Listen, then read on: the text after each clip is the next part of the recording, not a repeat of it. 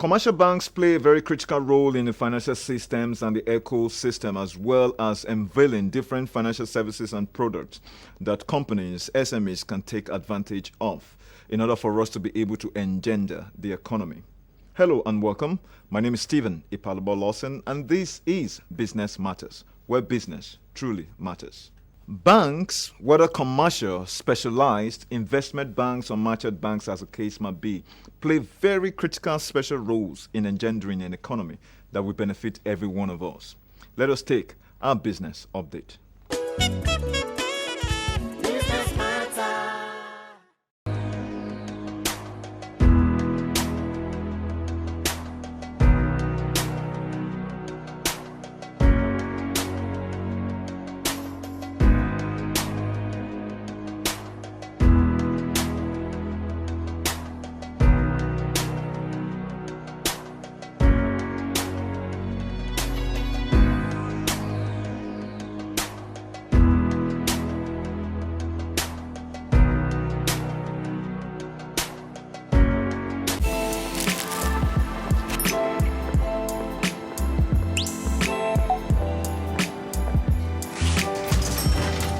Hey beautiful, your eyes, your smile are all begging me to take you home tonight. Now reading page 3. Experience unlimited super-fast internet access from Entel 4G. Entel. Live more. Banks have individuals and professionals who are very qualified to actually advise businesses, especially entrepreneurs, on the pros and cons of different financial products and services that can help them improve their businesses as well as take their customers in the forefront. You're welcome to our professionals segment.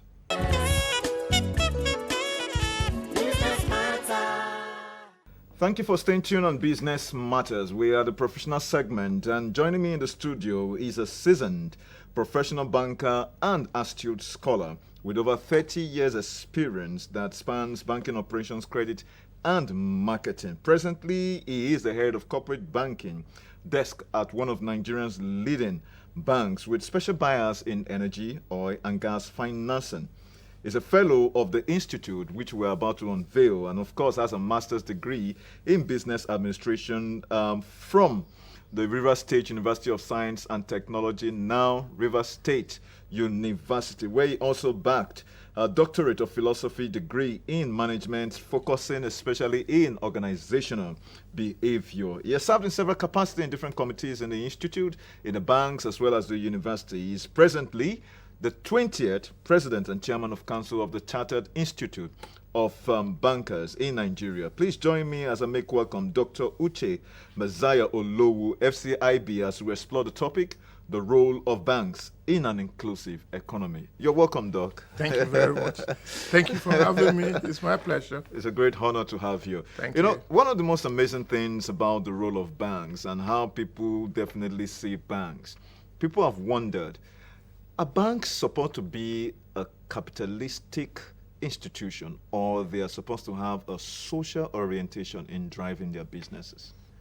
Well, let me first of all ask you, because the philosophy of the economy, this is a free market capital system. So I don't know what you mean by being a social, it's not a social program, let me put it that way. Banks are supposed to be set up by private investors. You remember when the government had majority stake in banks, they were in performance. Banks, governments are not noted for running efficiently businesses. So, what we have today, private banks set up by investors with the sole aim of providing solutions to the teeming population. And basically, what they do is financial intermediation, taking from the surplus unit and then, channeling it to the deficit unit. So efficient resource allocation, if you put it in a nutshell, that's what banks are. Okay, all right. So obviously that has to also look exploring the aspect of profit making, because Of you have course. shareholders. Yes, You yes. have to report to at the end of the day. Definitely, they are not set up as charity. That's one thing that you also put it in a proper context, that banks are not set up as charity as well as this country is, and most other clients. They are set up to make profit. So profit motive is there, but you also have to be responsive to the environment where you're making this profit. That's why we're talking about today sustainable banking. Oh, that's impressive. Talking about sustainable banking, a lot of people have made a case in terms of financial inclusion. A lot of Nigerians are either majorly unbanked or underbanked. And we've seen exactly how technology has disrupted that space, especially in the banking landscape or ecosystem. What has been your own experience when it comes to the issue of financial inclusion? Do you think we are making progress? Definitely, we are making a very serious progress. Globally, financial inclusion is a priority policy for every government. You need to understand, I don't know how much of the books of Professor Stiglitz that you read, talking about, the inequality, the gaps widening between the rich and the poor. So, and that is not sustainable. That is not sustainable. We need an all-inclusive participation in an economy for it to be termed sustainable. You realize the fact that the gap has been widening. That is because there had not been, better intermediation. Because if you remember what I said, it's all about efficient resource allocation. And so there are so many underbanked. Financial inclusion is not about having financial access to the, privilege, both to the privileged and the underprivileged. But having access to, finance, to banking services. Take, for example, savings, loan, financial advisory, insurance and all pensions, that, and pensions and all that. Because it's, the problem had been that there are bottlenecks that impeded financial inclusion, such as high cost of, serving the underbanked in those rural areas, the geographical challenges, infrastructural problem, and also you have financial literacy that also be a major challenge. So these have been, the reasons why you don't have that. But technology has come to now, ease that pain.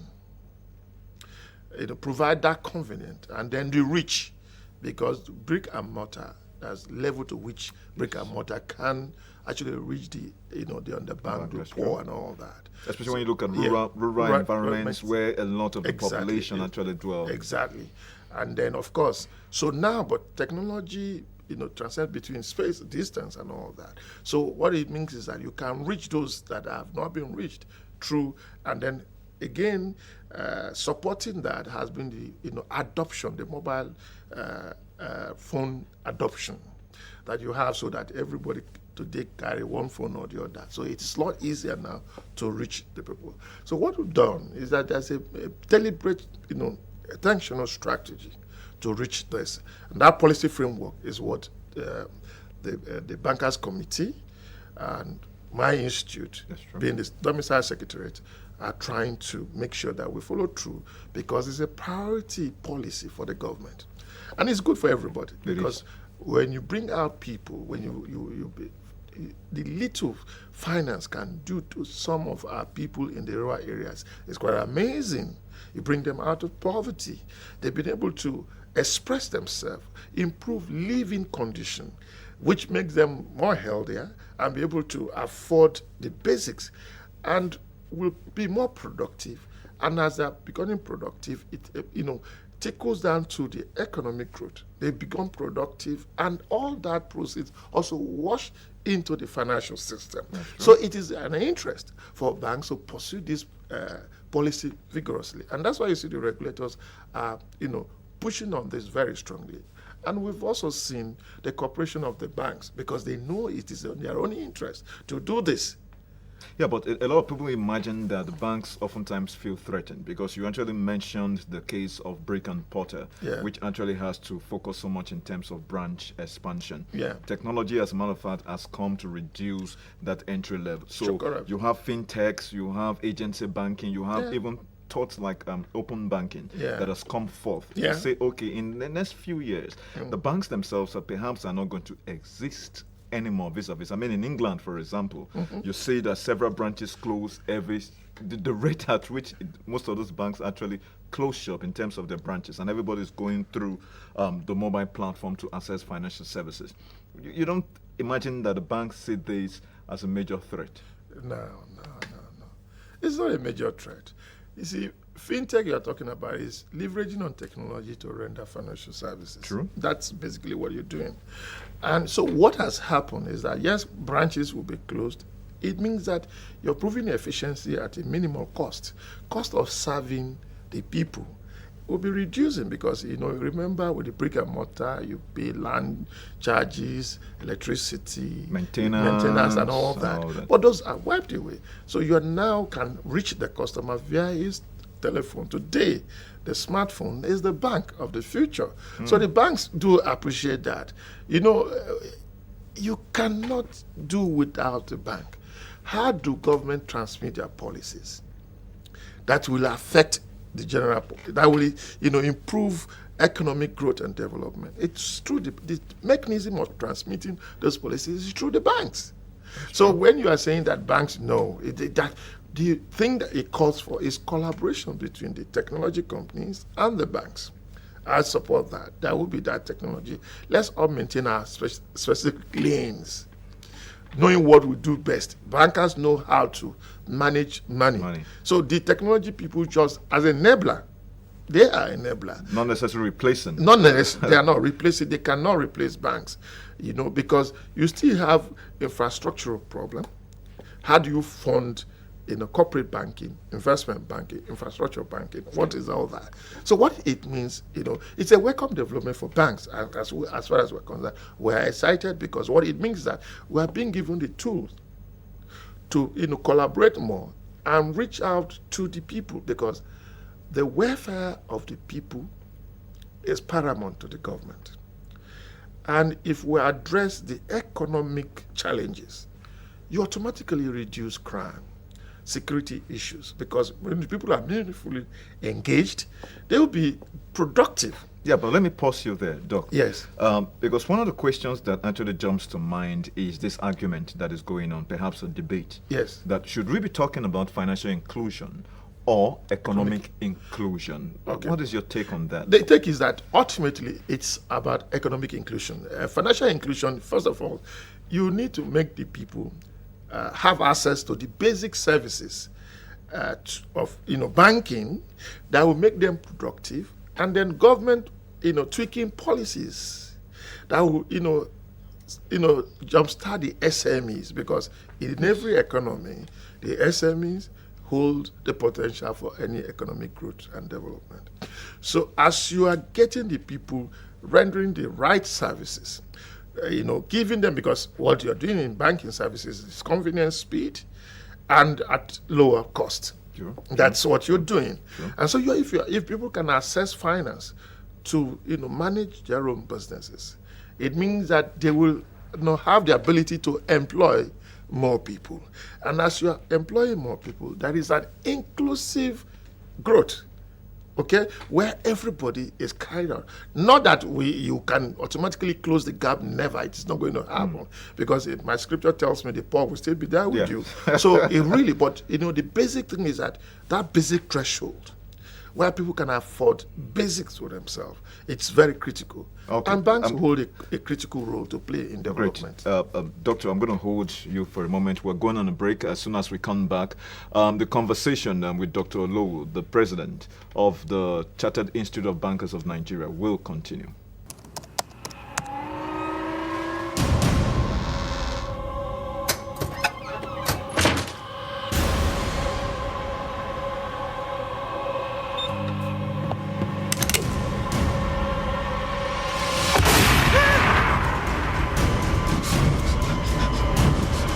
Experience unlimited super-fast internet access from Entel 4G. Entel. Live more. Thank you for staying tuned. If you've just joined us, we are in the studio right now with Dr. Olowu. He is the president of the Chartered Institute of Bankers, and we're exploring the topic, the role of banks, especially in driving financial inclusion, so to speak. Doctor, before we went on a quick break, one of the thoughts that I oftentimes wondered is the government themselves, through the central bank, the policy of the cashless policy in driving a scenario where even financial inclusion and ensuring that we drive an economy that doesn't focus so much on cash. But yet, the government seems to be working, in a reverse sense when they came up with the 15 naira stamp, duty on the POS, on basically those transactions. Do you think that was a wise move? Yeah, I agree with you to some extent. See, let's also put, the government felt it's not the central bank. Okay. That talked about the stamp duty. Stamp duty is never that of the central bank. So let's make it clear. Okay, that's good. The stamp duty is a law of the land. It's an act, the Stamp Duty Act, if you recall. Yes. For every transaction, for financial transactions. And so because the government is challenging raising revenue, they had to enforce that. Of course, you pass through, like I said, the mechanism of passing through, major policies that you want to, whether you be raising revenue or discouraging, some certain behaviors, you have to route it through the banks. And that's why you have that stamp duty. Yes, a lot of people have complained about it. Some of us do appreciate the fact that we're talking about cashless policy. Yes. And cashless policy should be such a way that we don't have a reverse, in terms of policy, because this sounds so much like policy inconsistency. To a great extent, yes. That, but the point is that in other climes, you pay taxes. Agreed. In other climes, you pay taxes. I think what should be done is that but businesses are oftentimes complaining that there is a case of multiple taxation. It's not as if the taxes are not. I raised that when I had audience with the President of the Federal Republic, that the taxes should be harmonized. The multiplicity is enduring the businesses. I raised that, no doubt about it. We support harmonization of taxes, but the issue of the stamp duty is still something that we can dialogue and let them know that, look, how? But I need to come out with data on how this is hurting, the cashless policy. Because we have, if you recall, the bankers committee alongside with the central bank, the deposit money banks, and the CIBN, we had what we called, special purpose vehicle called the SANEF. Yes. The SANEF was designed to drive this financial inclusion. How will financial inclusion benefit the SME ecosystem? Should all of this policy be anchored on consistency, sustainability, and projections that will help us all? Yeah, you see, your double-barrel question. A double-barrel question in terms of how the financial inclusion would. I thought we have dealt with that because I believe that financial inclusion will mean financial access. Yeah, but a lot of SMEs can't access loans. The interest rates are astronomical for them. You see, the point clearly is that let's talk about access. Okay. Access first, then you talk about cost. There is, cost is there have been several interventions from the development institution, the BOI, Development Bank CIBN. Of Nigeria. And then, of course, the central bank has done quite a lot of huge. We must commend the central bank. They've almost taken over the role of fiscal policy. But they have done so much in interventions to, anchor borrower scheme, the various agricultural, the creative industry, as the creative industry too. There's been so all that is designed to making sure that first and foremost, first thing first, and that is access to finance. As we begin to become very productive. Because people don't understand about the demand and supply, in interest rates. We're not very productive. We have not. I think we're beginning to readjust, recalibrate our economy, diversifying it, instead of depending on, on oil. So as we begin to do that, you begin to see some element of productivity, especially in the creative industry. We've done excellently well. So more resources going there means that we'll get more revenue, more foreign currency into the system because, we export this product. And also the SMEs. We begin to see that, yes, food sufficiency first, and then we begin to export and all that. As those various sectors begin to crank very well, you see productivity will soar. And as productivity goes, the cost of funding will come down. Okay. So it's going to, in the short term, yes, for every developing economy, you are going to have high interest rate. But as policies permeate, the system and is, thoroughly executed, you will begin to see, you begin to reap the benefits of those. It happened in India, it happened in Brazil and all that. So we just need that focus intensity. First thing first is having access. Then as we begin to produce, we are going to see the cost coming down. That's, okay. There is no quick win. Okay. There is no quick win because one, if you recall, our savings culture is also poor. That's true. Very poor. We consume quite a lot. If we save, we should be able to now get that through to the banks, so channel to the deficit unit. So basically, that's what because people want by fiat to reduce interest rate. It's not possible.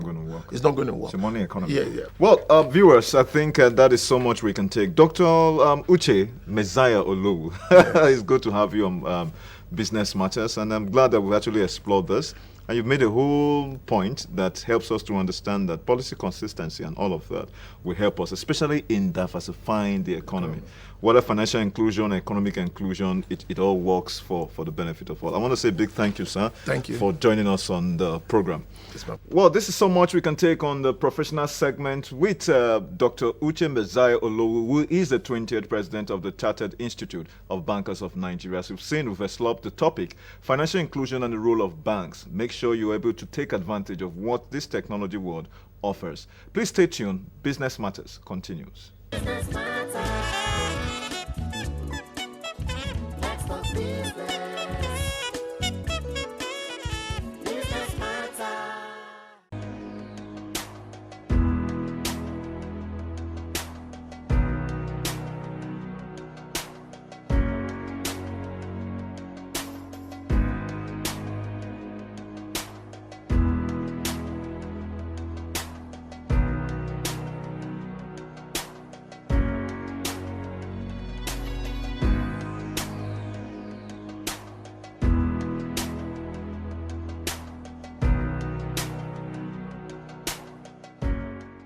Business Matters. Let's talk business. Business Matters.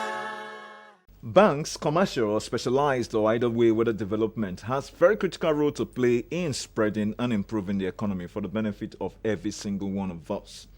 And this is so much we can take on this week's edition of Business Matters. Please follow us on all our different social media platforms. As I remain Stephen Ipalabo Lawson, till next week. Bye-bye for now. Business Matters. Let's talk business. Business Matters.